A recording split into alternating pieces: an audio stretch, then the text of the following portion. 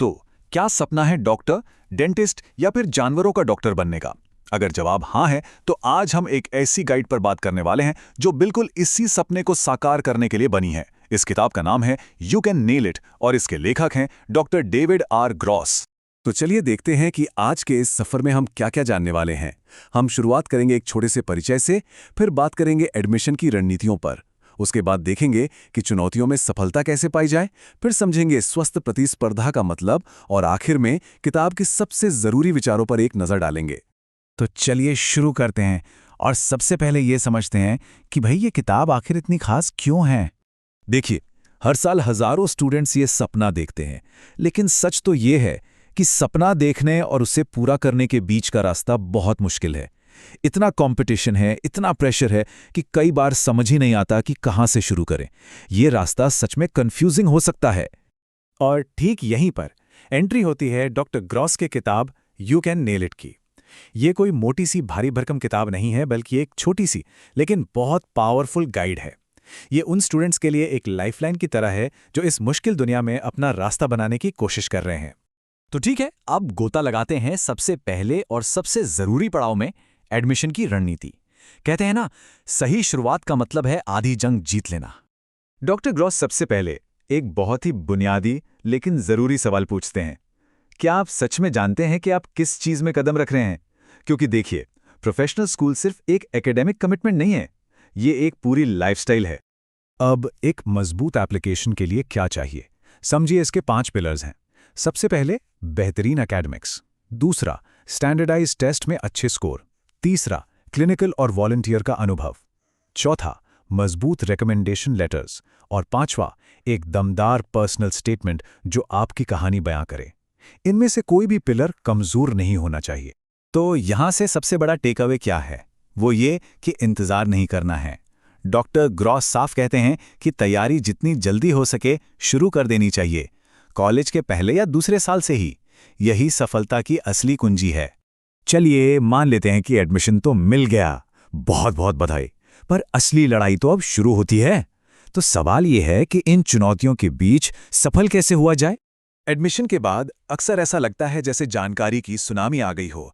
इतना सारा course work, labs, clinical rotations, सब एक साथ। ऐसे में डॉक्टर ग्रॉस का मानना है कि जिंदा रहने और सफल होने के लिए सबसे जरूरी स्किल है टाइम मैनेजमेंट। और टाइम मैनेजमेंट के लिए वो 3 कमाल के टूल्स भी बताते हैं। पहला, पढ़ाई और नींद का एक पक्का रूटीन बनाइए। दूसरा, जरूरी कामों को प्राथमिकता देना सीखिए। और तीसरा, एक जैसे कामों को एक साथ ग्रुप करके खत्म करिए, जिसे बैचिंग और ब्लॉकिंग कहते हैं।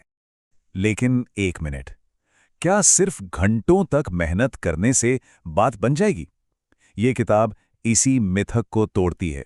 बात ज्यादा मेहनत करने की नहीं है, बात है स्मार्ट तरीके से मेहनत करने की। तो ये स्मार्ट तरीके हैं क्या?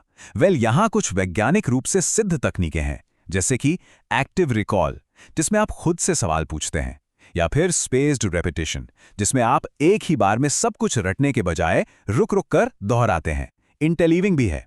और सबसे असरदार तरीकों में से एक, जो सीखा है उसे दूसरों को सिखाना। अब आते हैं एक बहुत ही नाजुक लेकिन बेहद जरूरी हिस्से पर, यानी कि हेल्दी कंपटीशन। देखिए, प्रोफेशनल स्कूल का माहौल बहुत कॉम्पिटिटिव होता है। ऐसे में अपनी मेंटल हेल्थ का ध्यान रखना भी एक कला है। प्रोफेशनल स्कूल को प्रेशर कुकर कहना बिल्कुल भी गलत नहीं होगा। और अच्छी बात यह है कि डॉक्टर ग्रॉस इस सच्चाई से मुंह नहीं फेरते। वो बर्नआउट, एंग्जाइटी और इम्पोस्टर सिंड्रोम जैसी मानसिक चुनौतियों पर खुलकर बात करते हैं। हाँ, इम्पोस्टर सिंड्रोम यानी वो फीलिंग कि शायद हम यहाँ रहने के काबिल ही नहीं हैं। तो फिर इस प्रेशर से डील कैसे करें? उनकी सलाह बहुत सीधी और प्रैक्टिकल है।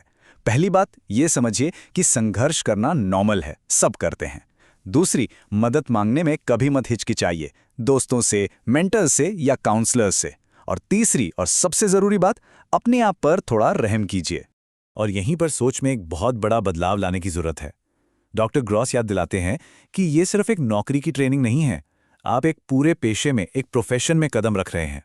तो एक प्रोफेशनल माइंडसेट होता क्या है?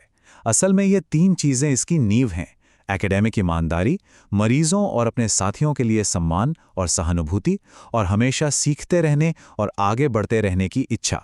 यही मूल्य आपके पूरे करियर को दिशा देंगे। चलिए अब हम इस पूरी बातचीत के सार पर आते हैं और देखते हैं कि इस किताब के सबसे मुख्य और अंतिम विचार क्या हैं।